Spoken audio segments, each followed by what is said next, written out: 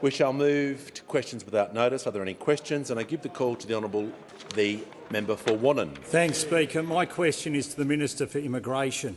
When the Minister was asked on Thursday by Sky's Kieran Gilbert why 2 murderers released from immigration detention were not being electronically monitored, the Minister responded he was, quote, using drones to keep track of these people. We know where they are.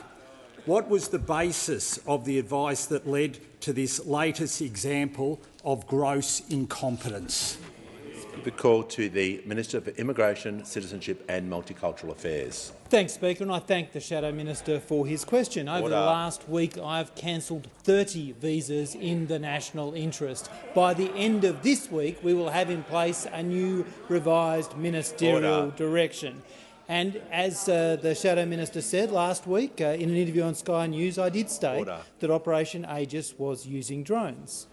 I relied on information provided by my department at the time, which has since been clarified. Members on my left. As part of the work monitoring and supporting community safety, Operation Aegis draws on information from a range of sources using different technologies, including aerial open source and other imagery through their work with state and territory law enforcement bodies. Now, our strong laws, Speaker, impose strict visa conditions on everyone in the NZYQ cohort who were released following the High Court decision. This can include electronic monitoring, curfews, financial reporting, spot checks, random home visits, as well as other mandatory conditions, which means the location of every individual is known. As the government has consistently said, community safety is our #1 priority, and we will always act to keep Australians safe. The member for Moncrief will cease interjecting. Give a call to the honourable member for Lingiari. Thank you, Speaker. My question is to the Minister for Health. Minister, how is the Albanese Labor government continuing to deliver cheaper medicines for all Australians?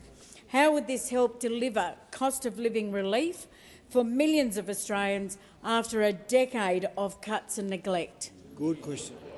Give a call to the Minister for Health and Aged Care. Well, thank you, Mr Speaker. I want to thank the member for Lingiari for her question, because 2 years ago she promised members of her community that if elected we would make medicines cheaper, and we have been busy delivering on that promise ever since. In our first 3 months alone of government, we slashed the maximum amount that millions of pensioners and concession card holders would pay for all of their medicines needs in a given year by 25%. In our first 12 months, we delivered the biggest cut to the price of medicines in the 75-year history of the PBS, saving general patients more than $20 million each and every month. And in our first 18 months, we finally allowed doctors to prescribe a range of common medicines for chronic conditions for 60 days' supply rather than just 30, saving patients time and even more money, Mr Speaker, because all along we have been committed to a triple bottom line in community pharmacy: cheaper medicines for patients, better health care for patients and, importantly, a strong community pharmacy sector. And that is why we reinvested every single dollar the Commonwealth saved under 60-day scripts back into community pharmacy. So this year, for example, for the first time, pharmacies are able to deliver flu shots to pensioners, shingles vaccines to pensioners, completely free of charge, paid for by the Commonwealth. And it's also why we agreed to bring forward negotiations for a new agreement, Mr Speaker. And today we delivered on that commitment, signing a new 5-year agreement with the Pharmacy Guild of Australia. This new agreement makes medicines even cheaper again, Mr Speaker, by freezing medicine co-payments for patients for up to 5 years, increasing the number of free medicine Webster packs that pharmacies can deliver by 50%, paid for by the Commonwealth. And importantly, Mr Speaker, this new agreement sets up a strong, secure foundation and future for the thousands of community pharmacies, hard-working pharmacists all across the country who play such an important role in the health of our nation. Member for Gippsland. And I want to thank the Guild, Mr Order. Speaker, and I want to thank our department negotiating team for their hard work.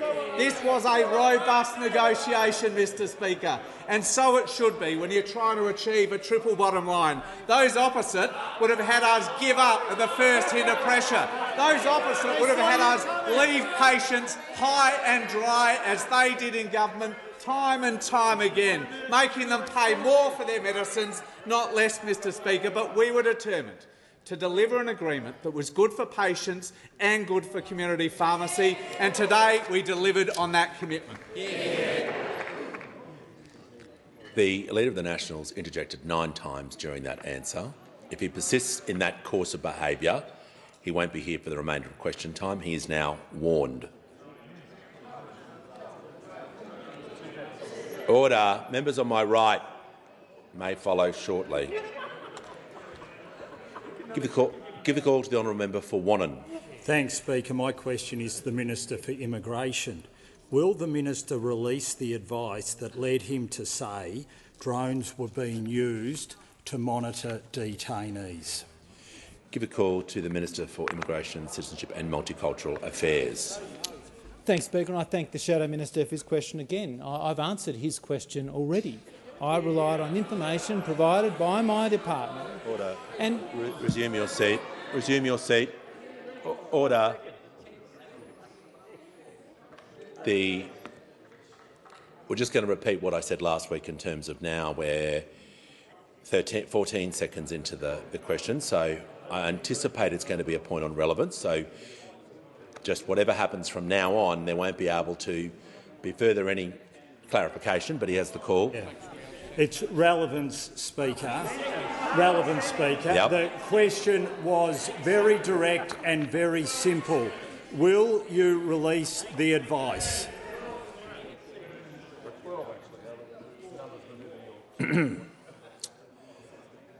So I have been following this issue quite carefully in terms of relevance and order. The Prime Minister will cease interjecting. The Minister was asked a specific question, but it is difficult to take a point of order on relevance when I don't know what's going to happen for the remainder 2 minutes and 45 seconds. So correct, at this stage he hasn't answered your question. I appreciate you'd like a yes-no answer, but as the Shadow Minister knows, under the standing orders that is not eligible. So I'm just going to ask the Prime Minister will just cease interjecting. Order. The member for Deakin will join him as well.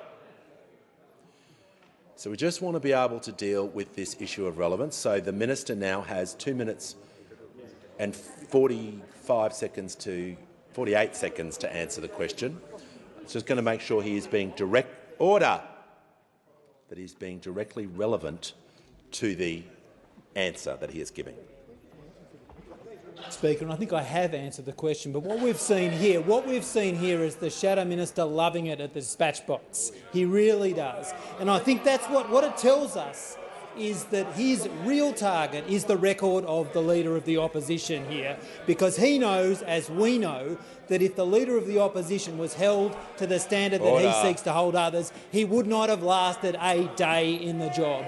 This is a bloke who trashed our immigration system, who trashed integrity, who trashed enforcement, who let nearly 1,300 people out, not via a court, not via a tribunal, without any constraints on their behaviour. That's the measure of the man. The Shadow Minister obviously agrees with me. Order. The member for Petrie will cease interjecting. So I can hear from the member for Werriwa. Thank you, Speaker. My question is to the Prime Minister. How will the community pharmacy agreement that was signed today help strengthen Australia's healthcare system? Is there any opposition to the critical work of investing in public health? Give a call to the Prime Minister. I thank the member for Werriwa for her question and for her ongoing concern for the people of South West Sydney to have their cost of living pressures alleviated by government actions, and that's precisely what we have done. because the government's cheaper medicines policy has already saved Australians more than $370 million from the cost of their medicines, and overwhelmingly that has gone to benefit low and middle-income earners. Today we took the next step, signing the 8th Community Pharmacy Agreement, making sure that cheaper medicines are here to stay, but also to help pharmacists deliver more health services in their local communities. All up, the deal is worth $26.5 billion over 5 years, and it includes a range of measures: freezing PBS co-payments, delivering that cost of living relief for 1 year for every single person with a Medicare card, but for 5 years for pensioners and concession card holders. That means cheaper medicines will stay cheaper, not rising with inflation. Now, community pharmacists, of course, are such trusted and valued members of our community. Australians rely on them for advice and for support. And today I spoke to one of my local pharmacists, Adele Tahan, who is the Vice President of the Pharmacy Guild, and she certainly welcomed the delivery of this support. Now, we're making sure that community pharmacies can continue to play that vital role, including dosing advice and assistance for people who take multiple medications to ensure they're taking the right dose at the right time and avoiding mistakes and waste. We're increasing the regional pharmacy maintenance allowance. We're building on the actions that this government took in our first 2 years. 60-day prescriptions, remember them? Those opposite opposed it day after day, week after week, month after month. They said it would lead to the shutting down of pharmacies. Well, today pharmacists have signed up to 60-day prescriptions. We've established 58 Medicare urgent care clinics with another 29 on the way, and we've tripled the bulk billing incentive. Now, Labor built Medicare, and we will always protect it and will always strengthen it. This year marks 10 years since the infamous 2014 budget, a budget that tried to establish a GP tax, cut $50 billion from hospital funding, and wanted to increase the costs of pharmaceuticals. The contrast is clear. Order. This side of the House standing up for patients and for farmers. Give the call. Before I call the member for Indi, I'm pleased to inform the House that present in the gallery today is the Honourable Minister Ledjon Mipot-Joannet, the Minister of Foreign Affairs and International Relations of the Kingdom of Lesotho. On behalf of the House, welcome to question time. And give the call to the honourable member for Indi. Thank you, Speaker.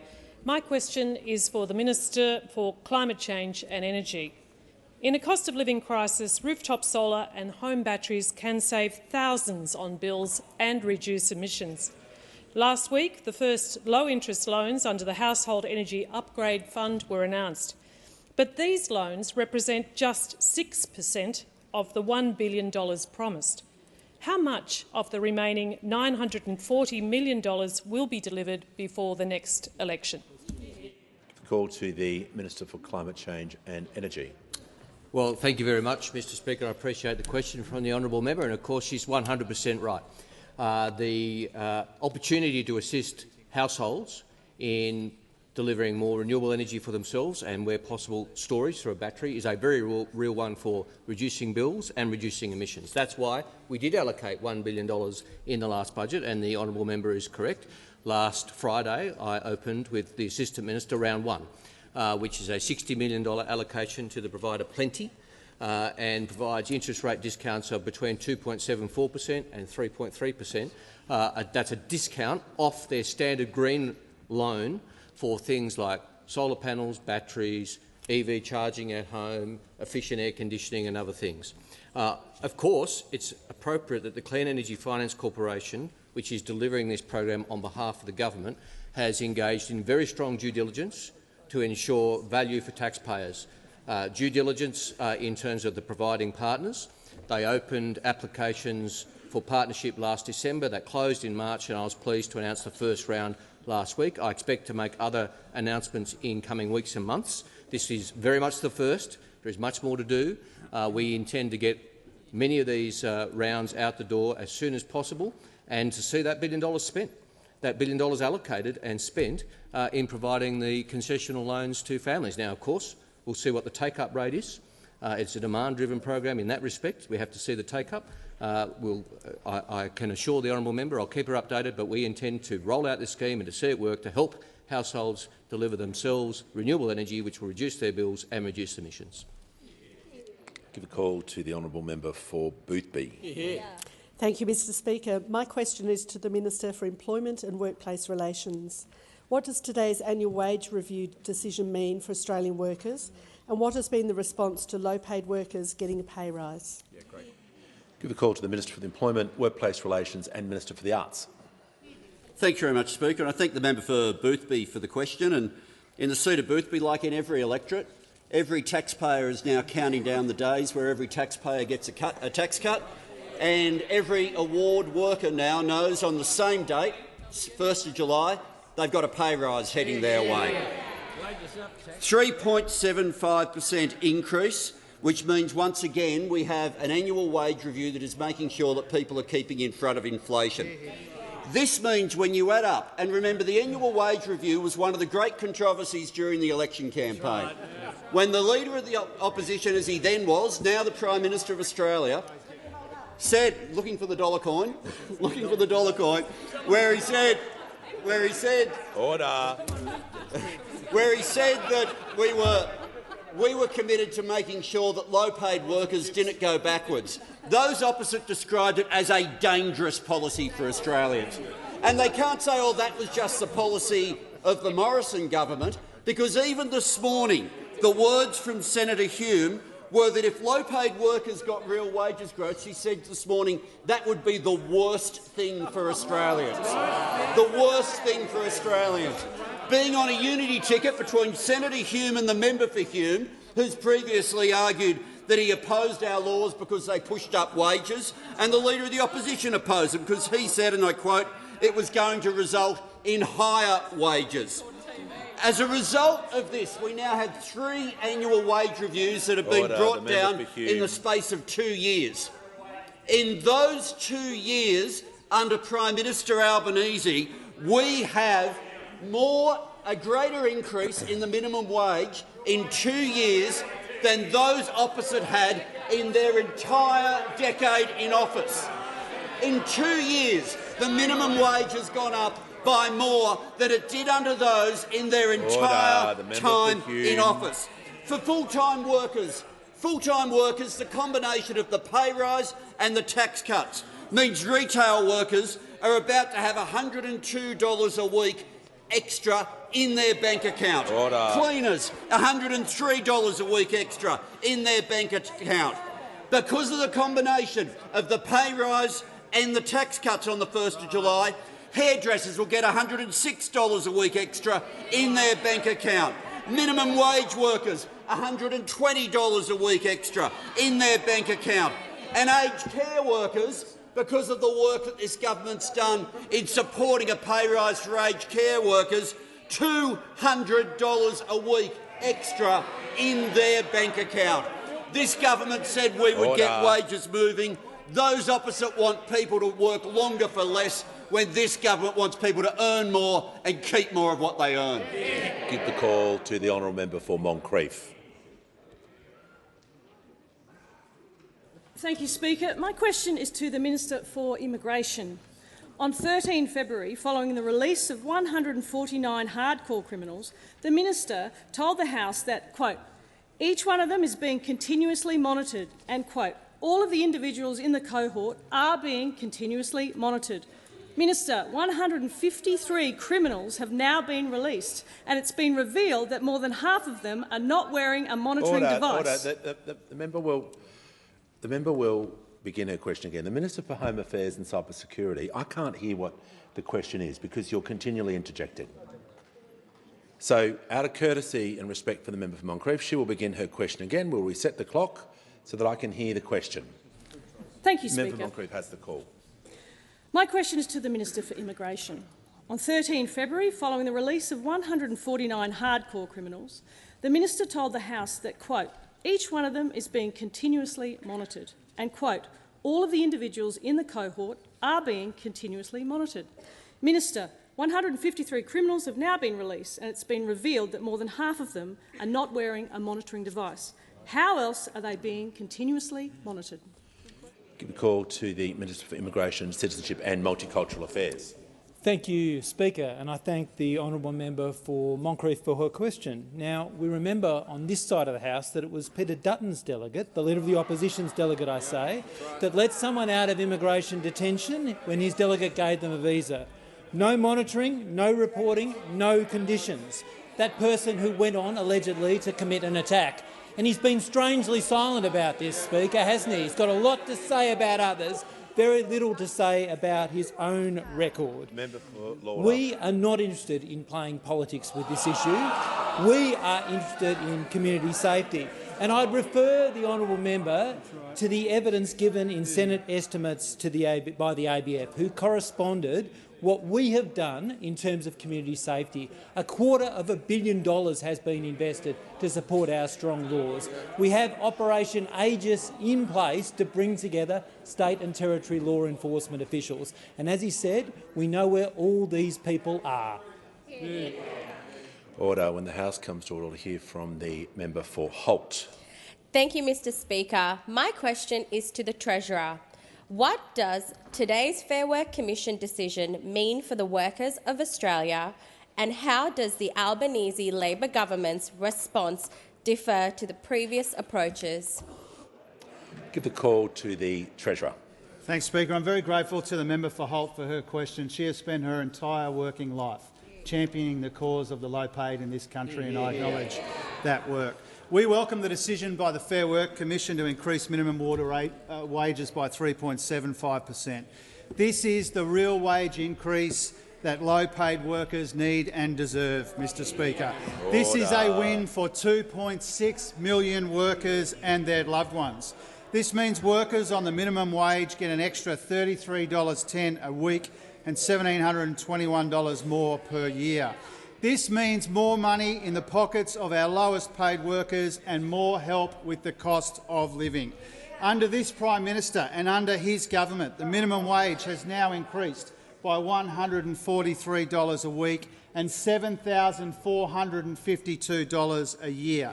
And this is on top of the bigger $870 tax cut that will flow from next month as well. Those opposite wanted no tax cut for those workers.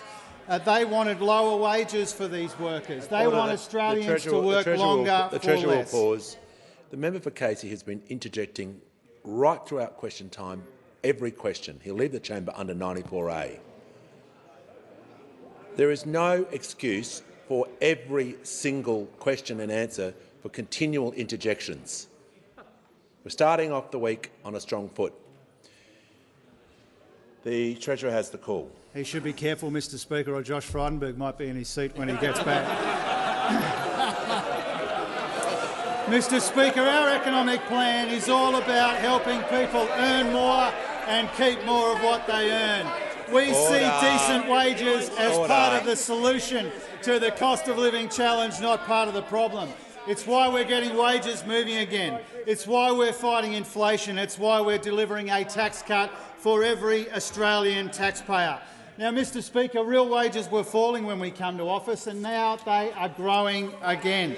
Nominal wages have been growing almost twice as fast under us as they were growing under those opposite. They've grown faster than 4% annual for 3 consecutive quarters now, and that didn't happen once under those opposite when they were pursuing a policy of deliberate wage suppression, which gave us a decade of wage stagnation, a defining feature of their economic mismanagement. Mr Speaker, we know people are still under pressure and the economy is soft. Treasury's forecasts anticipate weak growth in our economy, and we expect to see that in the national accounts on Wednesday. That's why our budget is about helping people with the cost of living and getting the budget in better nick without smashing the economy. A slash-and-burn budget would have been dead wrong in these circumstances, when growth is soft and people are already hurting. And that's why our balanced approach and our responsible economic management is bang on, because it fights inflation, it takes weak growth into account, it gets wages growing again, and it puts people front and centre, Mr Speaker. And that's why today's decision to ensure our lowest paid workers don't go backwards is so welcome. Give a call to the honourable member for Flinders. My question is to the Minister for Immigration and concerns the meetings held by the Prime Minister with then New Zealand Prime Minister in mid-2022. Did the Minister have any conversations with the Prime Minister or his office detailing what needed to be implemented following the commitment given by the Prime Minister to the then New Zealand Prime Minister Jacinda Ardern around visa cancellations? Give a call to the Minister for Immigration, Citizenship and Multicultural Affairs. Thanks, Speaker, and I thank the member for Flinders for her question. Now, obviously, I can't speak to meetings the Prime Minister had with any other Prime Minister or indeed any other person the Prime Minister had meetings with. What I can say is that I did the work for Ministerial Direction 99 with my office in our national interest. Order. Order. Members on my left will cease interjecting. So I order. The Minister for Immigration will cease interjecting. Members on my left, I wanted to hear from the member for Tangney. Thank you, Speaker. My question is to the Minister for Aged Care and Sport. How is the Albanese Labor government working for older Australians and the people who care for them? Call to the Minister for Aged Care and the Minister for Sport. I thank the member for Tangney very much for his question, and I want to wish his aged care residents and his aged care workers, alongside himself, a very happy WA Day, which I'm told is a very big deal. From our very first day in government, we have been working for older Australians and for the people who care for them, working on putting nurses back into nursing homes and working on making sure that older people have the care that they need with the quality that they deserve, working on making sure that our dedicated aged care workers are paid fairly for the crucial and highly skilled work that they perform. The May budget marks a 30% increase in funding for aged care under the Albanese government since our first budget in October 2022. And in this budget, there's a further $2.2 billion to help people stay at home for longer, with more home care packages, to upgrade digital infrastructure, to improve regulation and to attract more workers. And the work we're doing is already having a hugely positive impact for older people and for the dedicated carers looking after them. Today, there is a registered nurse on site in aged care 98.88% of the time on average in Australia. Great job. Older Australians are receiving an additional 3.6 million minutes of care every single day. And workers are being paid more than they ever have before after a 15% increase to award wage minimums, an $11.3 billion investment in the people who dedicate their working lives to caring for older Australians. And of course, we know there is more to come with the final decision of the Independent Fair Work Commission on stage 3 of the work value case, on top of a tax cut for every single aged care worker from the 1st of July. After the budget, I went to far north Queensland to talk with aged care residents, with aged care workers and a home care recipient about their experiences in aged care. And I met a remarkable young worker named Clyde at Edge Hill Orchards in Manoora in the member for Leichhardt's electorate. Clyde was brought up by his mum and his grandma, and his strong family values drew him to working in aged care. So he started working as a personal care worker at Edge Hill Orchards with his mum Tracy, who works in the kitchen. And Clyde told me that his pay rise, supported and funded by the Albanese government, helped him to get his Certificate 3, something that he had been struggling to do before the pay rise. And Clyde now wants to go on and do a Certificate 4, and then eventually get his bachelor's, all while continuing his career in aged care, preferably at Edge Hill. That is what we have been working towards. That is who we have been working for, people like Clyde. And the Albanese government has been working for people like Clyde and the residents he so passionately cares for, and we will continue to do that, delivering positive change aged care has needed for so long. Order. Give a call to the Honourable Deputy Leader of the Opposition. My question is to the Prime Minister. Andrew Clennell of Sky News has reported that following the Prime Minister's meetings with Jacinta Ardern and prior to the introduction of Direction 99, the Prime Minister's department directly instructed the Home Affairs Department to attempt to find a way to stop the deportation of so many New Zealand citizens and to, quote, fix the problem. Prime Minister, is this true? Give a call to the Prime Minister. I thank the Deputy Leader for his opposition. And Sky News, her question. Sky News occasionally don't get things right.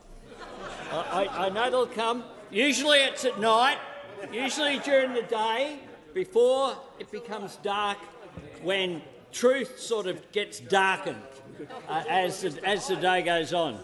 But the truth is that I, unlike my predecessor, have a job. I don't have multiple jobs.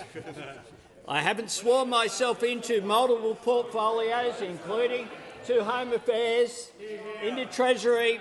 I'm also not the Health Minister. And what we do is we have ministers who have responsibility for doing their jobs. Now, let me be clear. Section 501 remains in place. This has not changed. We continue to refuse and cancel visas on character grounds. We continue to deport people who have no right to be here. Since coming to government, we've deported over 4,200 individuals from immigration detention. Now, that stands in stark contrast to one of the people who was sworn in as Home Affairs Minister, who on the Leader of the Opposition's watch, almost 1,300 hardcore criminals were released from immigration detention centres, not because of a High Court decision, not because he had to do it, but they were released without any curfews, no ankle bracelets, any monitoring, no regard for community safety. It included 102 sex offenders, 40 domestic violence offenders and 4 murderers, alleged murderers or accessories to murder. Call to the order. Give the call to the honourable member for Moreton. Thank you, Speaker. My question is to the Minister for Early Childhood Education.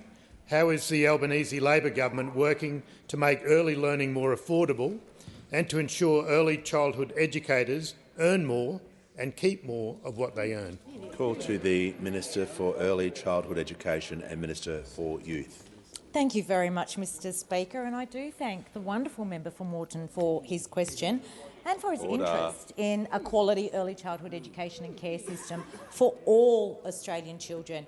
Now, Mr Speaker, this government's #1 priority is cost of living relief for every Australian, and that's why we introduced our cheaper childcare reforms in our very first year.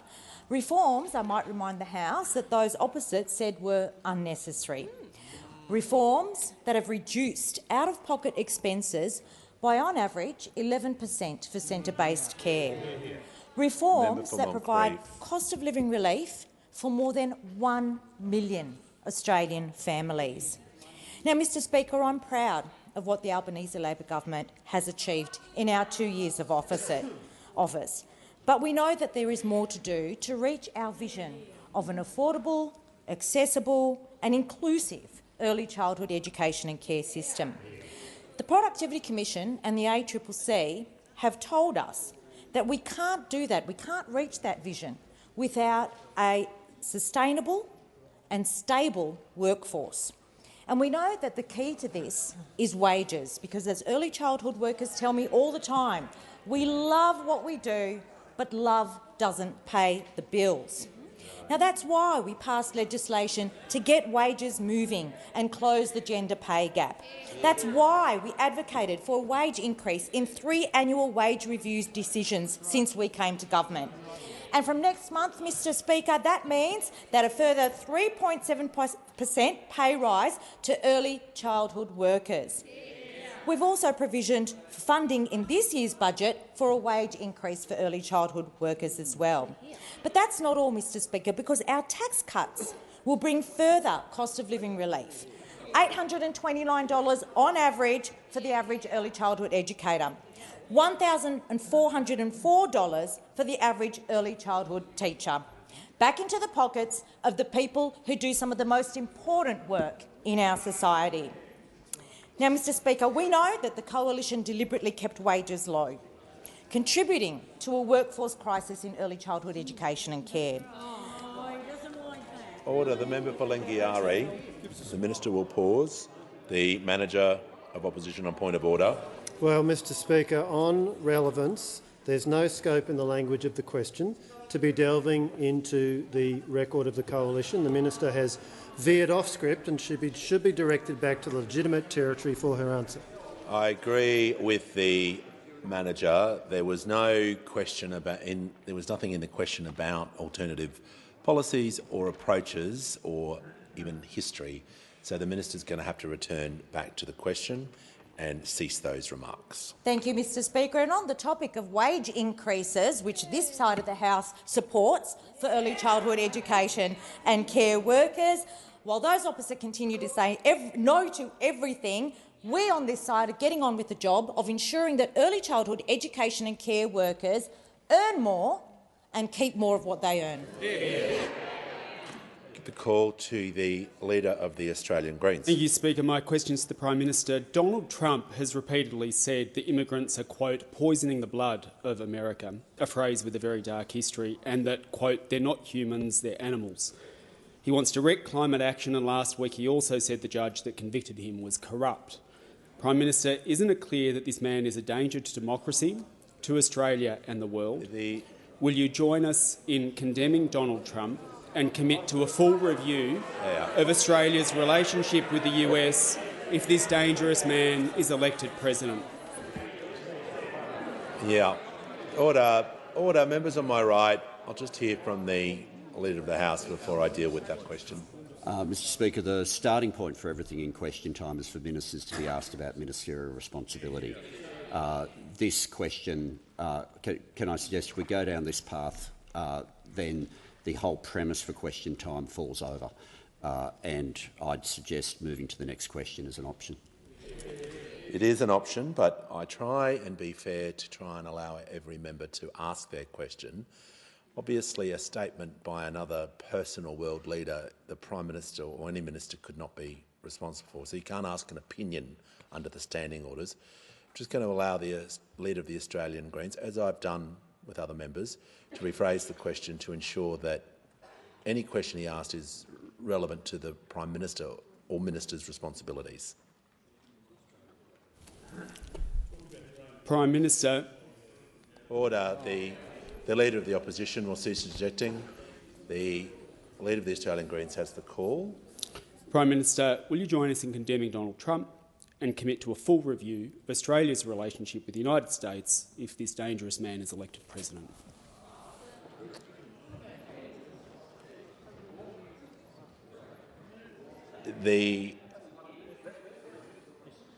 I've still got difficulties with the question because you're asking for an opinion. You're asking for an opinion, not government policy, outcome.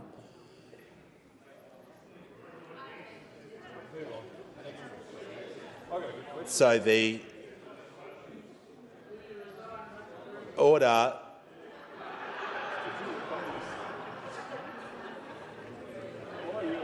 Order. Members on my right will cease interjecting. So I'll just give the Leader one more chance, the Leader of the Australian Greens, one more chance to relate to the responsibility. Question time under the standing orders are about the responsibilities, not opinions or hypothetical questions. As Prime Minister, will you commit to a full review of Australia's relationship with the United States if candidate Donald Trump is elected president? It's barely within the standing orders, but the Prime Minister will be able to order. The Prime Minister will be because it is so broad and it is barely within, the Prime Minister will be able to answer it in a very broad way. The Prime Minister has the call. Thanks, Mr Speaker. As Prime Minister of this great nation of Australia, I regard the relationships that we have as being very important, an important part of my undertaking, as having the great honour of being sworn in as Australia's 31st Prime Minister. One of my priorities upon being sworn in was to repair and improve relations internationally, right around the globe. That is something that I have done. If you look at the relationship with the United States and the United Kingdom, two historic relationships that have been very important for us. The United Kingdom, of course, for a long period of time, given our history, and of course the United States particularly in the wake of John Curtin's correct and courageous decision to put our national defence of Australia first during World War II, and the important alliance we have had with the United States of America since then. That relationship is a relationship not between leaders, it's a relationship between people and between nations. It's one that is very important and enduring and will continue to be into the future. At the same time, we've repaired our relationships with countries like France, with other countries in Europe. We've got as good a relationship as we have ever had with the ASEAN nations. A priority has been our region. So whether it be hosting the Australia-ASEAN Forum in Melbourne in March, something that saw the leader of every single ASEAN nation come personally and to participate fully in that forum was very positive. Similarly, our relationship with the Pacific Island Forum has been so important as well.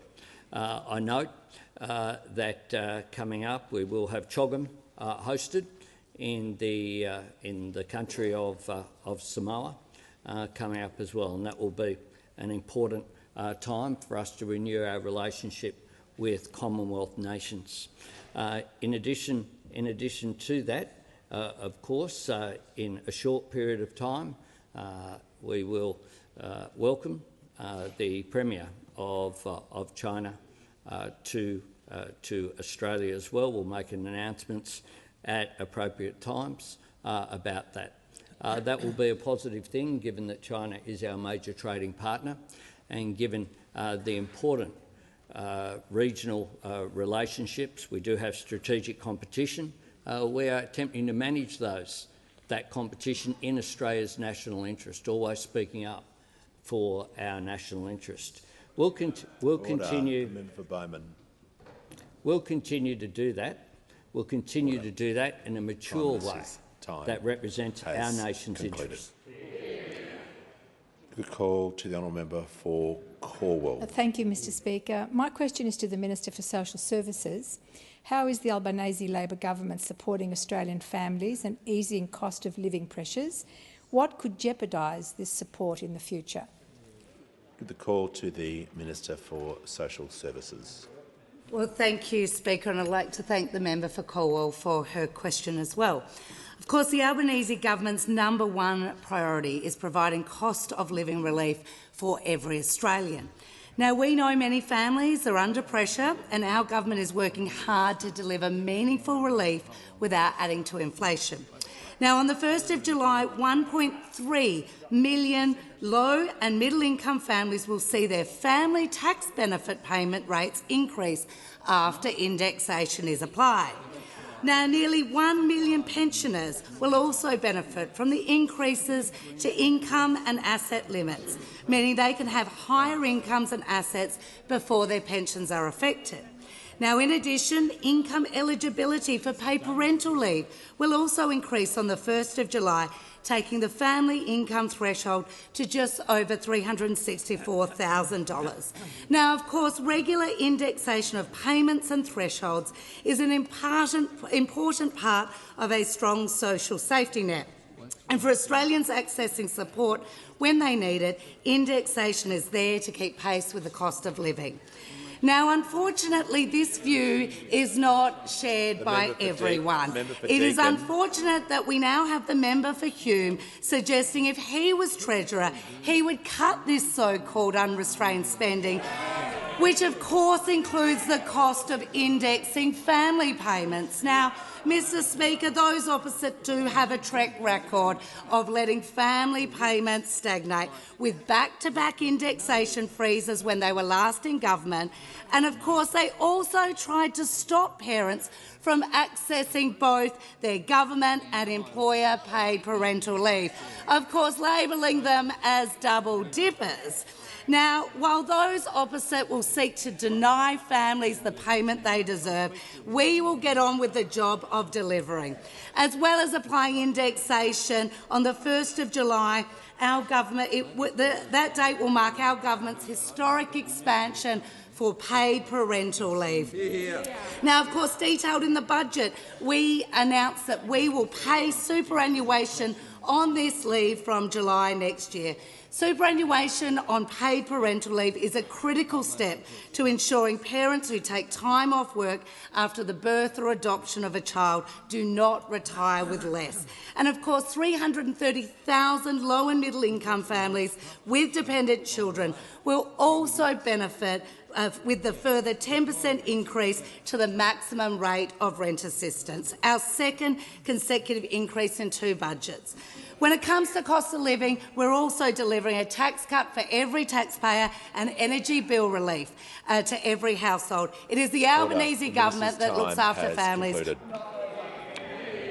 Call to the honourable member for Riverina. Thank you, Mr Speaker. My question is to the Prime Minister. In the Prime Minister's June 2022 press conference with then New Zealand Prime Minister Jacinda Ardern, after the Prime Minister told the media, "We had a wonderful dinner last night," then the Prime Minister said, "Prime Minister Ardern's concerns are very clear. We'll work through them in an orderly way." What steps did the Prime Minister direct be taken to give effect to his commitment to work through Jacinda Ardern's concerns about deportations in an orderly way? Call to the Prime Minister. Well, Mr Speaker, I thank the member for Riverina for his question. And I'm asked a question of do we work things through in an orderly way? Yes, we do. Last week I was asked a question which suggested that common sense should apply to politics. Yes, it should. This is a rabbit hole which they insist on going down. Now, there are 2 issues here. One is citizenship, that we put in place changes to make it easier for New Zealanders to become Australian citizens who've been here for a long period of time. Order. More than 20,000 people have taken up that opportunity. More than 20,000. That's a good thing that occurs. It's a good thing that people who've been here for a long period of time commit to Australia and become citizens. Now, with regard to ministerial directions, Direction 99 set a similar tone to that which applied under the Leader of the Opposition when he was Minister for Home Affairs. Direction 90, signed by then Minister Alex Hawke in 2021, talked of a higher level of tolerance for criminals who have lived in the Australian community for most of their lives. Direction 79, signed when the Leader of the Opposition was the Senior Minister, used the same phrase. So did Direction 65, issued in 2014 by then Immigration Minister Scott Morrison. So there's nothing new in any of these things in terms of the Order. The Attorney-General is warned. I want to hear from the member for Wannon on a point of order. Thanks, Speaker. It's relevant. Ministerial Direction 99 made those ties a primary consideration.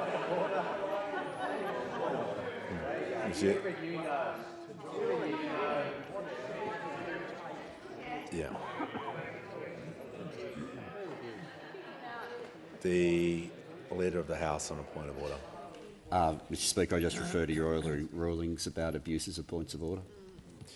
As a common use phrase in this chamber of serial offenders, the member for Wannon just needs to state the point of order on relevance, not give extra statements. So the Prime Minister was asked about what steps he took to work through regarding a decision regarding meetings from June 2022. He's making direct references around the decision that was made and directions that are made. He is being directly relevant, but I'm just going to make sure that he continues to be directly relevant regarding he needs to keep talking about the steps, and so far he is doing that. And I'll allow him to continue. Thanks, Mr. Speaker. For example, in February 2019, the AAT decided a Congo-born man who had convictions for a sex offence involving a girl aged under 14 and for repeatedly breaching his bail conditions should be allowed to stay in Australia. The decision cited Ministerial Direction 65. What did the current opposition leader do? Absolutely nothing. It's alleged that this individual then went on to re-offend. These allegations are serious in nature. Domestic violence, torture, assault while armed, assault while occasioning bodily harm, deprivation of liberty. The victims were his own children, including his 5-year-old son who was left in a coma. He was arrested and is currently in remand pending a trial. The Leader of the Opposition did nothing. This Minister for Immigration has cancelled his visa. Order. Order. Members on my left and right. Give a call to member for Bendigo. Thank you, Speaker. My question is to the Minister for Climate Change and Energy.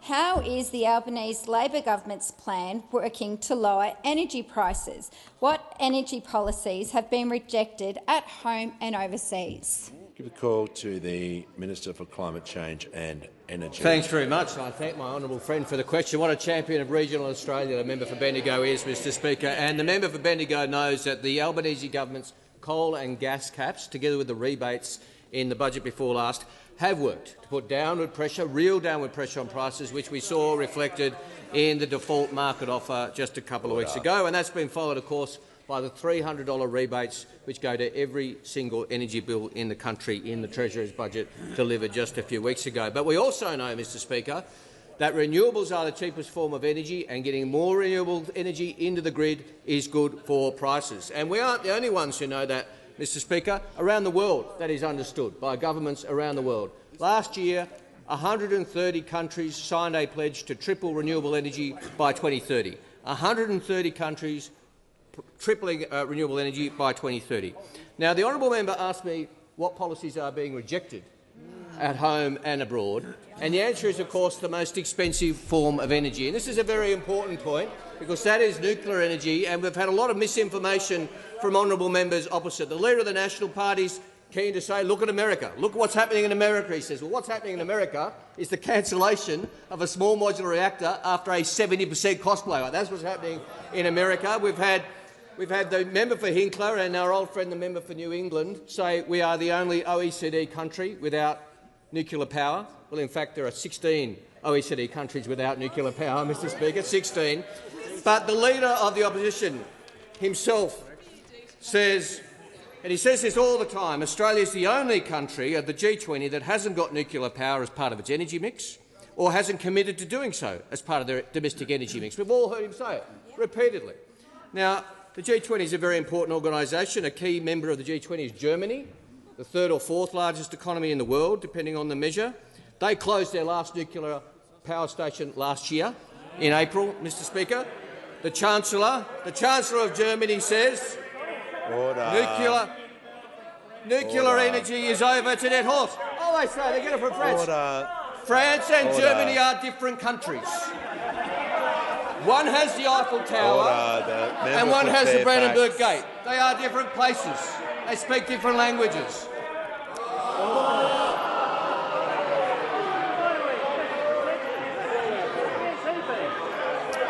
Order. Members on my right. The member for Moreton will cease interjecting. Order. I want to hear from the... All right, the member for Fairfax is entitled to raise a point of order. He'll be heard in silence. That's the call. Thank you, Mr Speaker.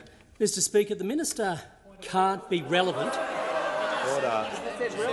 Can't be relevant if he doesn't understand that Germany imports electricity from France. Resume and the minister would like. No, you don't have my permission. So resume your seat. Minister will just pause for a moment. Minister will just pause as well. Look, it was a nice try, but I had been specific with the member for Wannon about the process. We can't have a situation where people get up and debate or point of order with relevance. Question time has never worked like that. It's not going to start like that. So the member for Fairfax will leave the chamber for abuse of standing orders.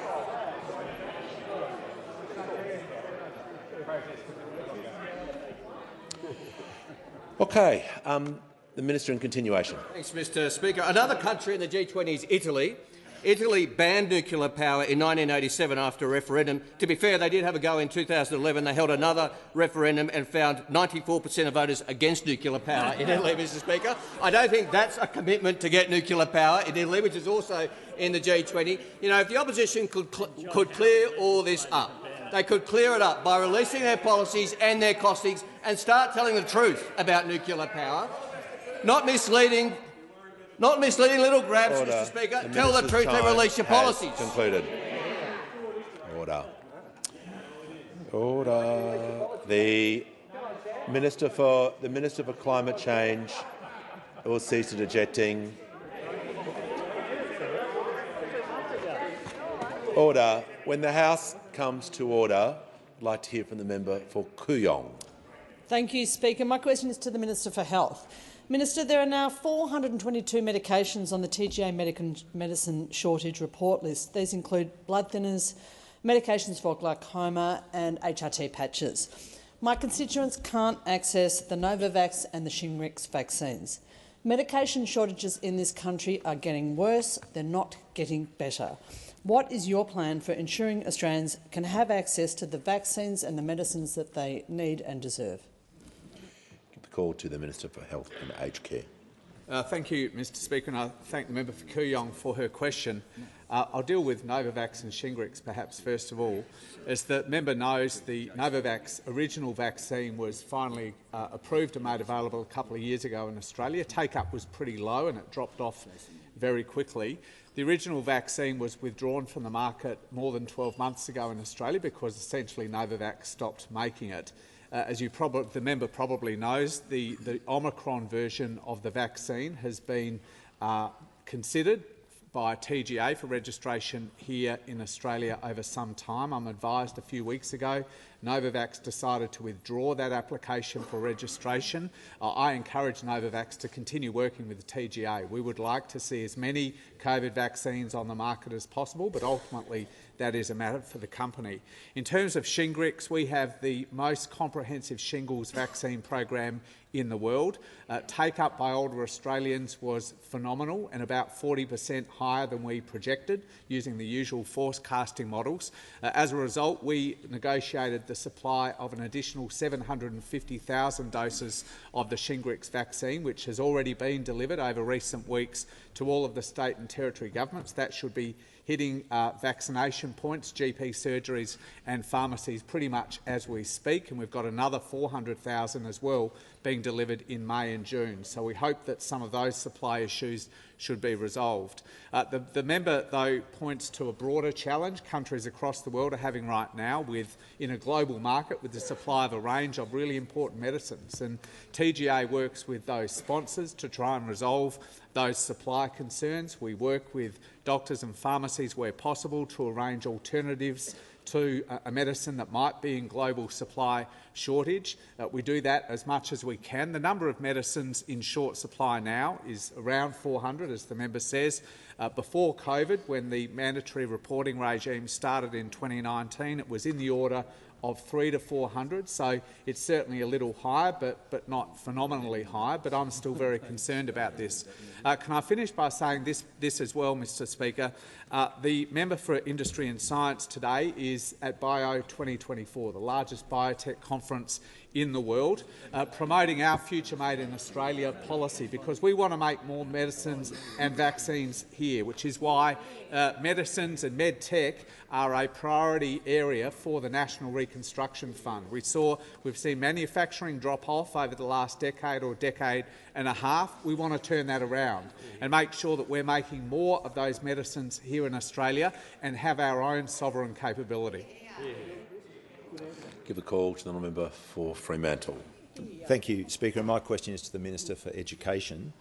What is the Albanese Labor government doing to provide cost of living relief to teaching, nursing and social work students? Call to the Minister for Education. Thanks, Mr. Speaker, and can I thank the fantastic member for Fremantle for his question.